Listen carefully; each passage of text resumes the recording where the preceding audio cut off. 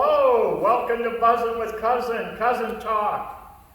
I'm here at D Motorsports with my cousin. He's my actual cousin, Frank DeGuano. How you doing, Frank? Good to see you, Cousin Johnny. Great. Well, Car Week is back, and we are excited. And for all you car buffs out there, that's why we're going to do this show dedicated to you guys out there. Car Week is back. So Frank, you own D Motorsports. Can you tell us about it? Sure. I used to work on the different race teams back in the 70s and 80s. 1984, we won the Can-Am Championship with the Dallas Motorsports in Dallas, Texas. And then I bought the equipment and brought it all back out here in 1994 and set up this shop in 97. And basically I work on old vintage race cars. Some of those customers also have fun toys, cars, Alfa Romeos or whatever, and I help them on those cars. And but like you said, this is Car Week. All the toys come out. You get to smell and see and hear all those good vibrations of the motors and flashy cars and paint jobs. And well, we're excited about it, Frank. And how long have you been here at the shop? I've been at this shop since 1997. Great, yeah. Here in Sand City. Yep, beautiful Sand City. Yeah. Very nice to get along with. Here, the industrial area. There's a West End part of town. Artists Community. Yeah, I was one of the original artists that they had on presentation for the West End celebration. The different craftsmen here in town. Yeah, it's beautiful. It's really great. And this is a 1959 Elva Courier. I was just going to ask you that. What's an Elva? Okay, so an Elva is a British-built car. It's a twin-tube chassis, kind of like the Cobras, but it has an MGA-type engine and suspension and running gear. It has a fiberglass body, very unique. This body style, I believe, then transformed into what we call today is the Triumph Spitfire. But Elva was, they made open wheel cars, Formula Juniors, sports cars, and as a matter of fact, Bruce McLaren of McLaren Cars was impressed with these, with the coachman of Mr. Nichols making these cars, that Bruce McLaren hired Elva to be the assembly plant for all of the privateer early McLarens. Beautiful. And so that's how that started, of this development of the cars. Now this is what, a 53? That's a 1959 Elva Courier. Now how long did Elva was in business? So Elva was in business up until, I believe it was 1961. Some cars were sold to the United States and they defunct payment and it put them into bankruptcy. Then it changed hands, called Trojans.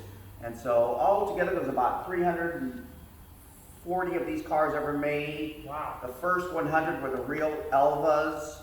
Then they became the Trojans. This is a Mark 1, Mark 2, Mark 3, Mark 4 for the Couriers. Mark Donahue raced these cars, won his SCCA championship with these cars, and that was one of the highlights why this car was actually purchased. It was purchased from Jim Downing, a very famous race car driver in Atlanta, Georgia.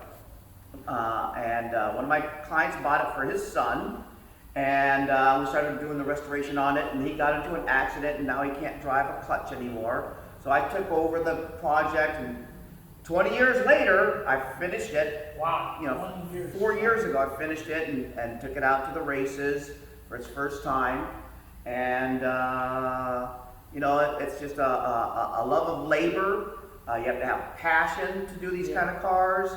It's not easy, and that's why I have equipment here that if you don't have what you need, you machine it, you make it, you weld it, you fabricate it, and you install Well, it's great that this Elva has been revived and ready to go back in action. it. You got it. So we thank you for doing that. For you listeners out there, this car is just out of this world.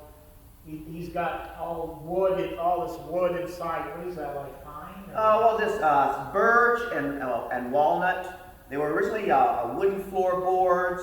Many of the old bridge cars were wooden floorboards. They kept the weight down, the cost down, and this is just part of the evolution of the old bridge cars, you know. Now you're going to actually be out there racing the Elva this Thursday, Friday, Saturday, Sunday? Correct. I'm in race group 1B, which is the GT cars, Gran Turismos, 1955 to 1962, and that can have all the different GT cars that were produced during that time period. So there'll be Maseratis, Ferraris, Porsche 356s, Alfa Romeos, Triumph TR4s, TR3s, Lotuses, you name it. There's all kinds of trick cars that are going to be out there. Marcos, yeah. Now tell me, you've done this how many years have you been out on the world famous Laguna Seca? Well, I started racing in 1977. I think the first time I did autocrossing on the inside there back in that time period. But the first time that I actually raced at Laguna Seca, an actual race, was 1983. Okay. Yeah. So Yeah, I race this car. I also have a Mustang that I race, okay. An SCCA, and a couple toys that everybody gets to play with. Well, what a thrill this must be to just be behind the wheel at Laguna Seca. I mean, that's like walking up the 18th hole at Pebble Beach. Yeah. Right? Yeah. I mean, just great. 18th hole at Pebble, Yankee Stadium. I mean, this is like great. Yeah, Laguna Seca is definitely one of the highlights of the racetracks around the United States, you know. And me being able to drive the cars, I am able to then know and feel what cars are doing and have that great terminology of understanding what my customers need. When they come in, because I do track support for like Brian Groza with his 1975 Sauber FIA 2-liter race car. Yeah. And have other customers as well that I take care of. So when they say, you know, the car is understeering or it's oversteering, or, you know, I need more dampening in the shocks, I know what they're saying to me, because I have felt it as well.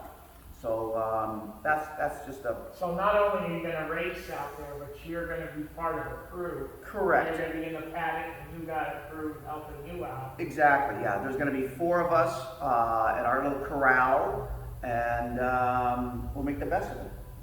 Well, that's really great. So we're there to, you know, show off the cars, and our main races, the feature races on Sunday. On Saturdays, their cars are on display. We qualify on Friday and practice on Thursday. Well, that's going to be a real thrill for anybody get a chance to get out to those antique classic car racing in Laguna Seca. It's a real thrill. I mean, to see those classics. Yeah, if you get a chance, come on out, see the cars race. You know, there's also other events going around in town, the concourses and car shows. And right now, how does this handle that famous corkscrew with Laguna Seca? not too shabby, you know. It's so, like I said, it's only a little 4-cylinder engine. Puts out a little bit over 100 horsepower to the rear wheels. So it's fun, you're low to the ground. No matter what you're racing, it's just you and the machine. Yeah. And that's all that matters, you know. You're always going to find somebody to race with. There's always going to be somebody that's faster than you, somebody that's slower than you, or whatever it is, you know. You're just going to have someone to race with. But yeah, going down the corkscrew, you know, and dropping down the elevation like that, and there's nothing else like it, man. It's pretty bitchin'. That's really great. Wow, that's great, Frank. So let's say somebody has a car, you know, a classic race car and they want to get it going, or, so you're available to take care of them here at? For vintage race cars, yes, you Okay. bet, yeah. They And get a hold of you at a website? no, I don't at this time. I'm very low key, Yeah. very hands on. So they just come right here at Sand City. Yeah. I'm right on the corner of Contra Costa and Redwood, and just come knock on my door and talk. Okay, and if anybody like wants to get a hold of Frank and they're saying, I can't remember, where was it? And they can always get a hold of me, and I'll get a hold of Cousin Frank, and he'll take care of you. But Frank, congratulations on this beautiful car, and we wish you luck out there at the course, and we appreciate you here buzzing with Cousin. Sounds great. All right, guys. Thank you. Thank you. Thank you, everybody. Thank you for tuning in today, and take advantage of this car week. You know, take advantage, park your car, take a shuttle, and just, you know, enjoy some of these events that are happening around town. Okay, everybody, thank you so much. Have a great day and stay safe.